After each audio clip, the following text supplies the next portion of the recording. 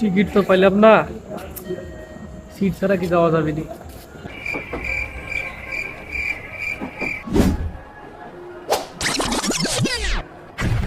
কি ভাই লাগবে নাকি? আরে ভাই টাকা দেখেন না, বলেন লাগবে নাকি? আরে ভাই আছে। জানতো ভাই, জানতো, বিরক্ত করেন না।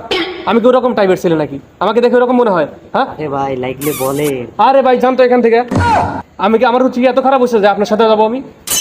আরে ভাই আপনি হুট করে খেপে গেলেন মানে? হ্যাঁ, আপনার রুচি খারাপ মানে আপনি কি এমন বলছি?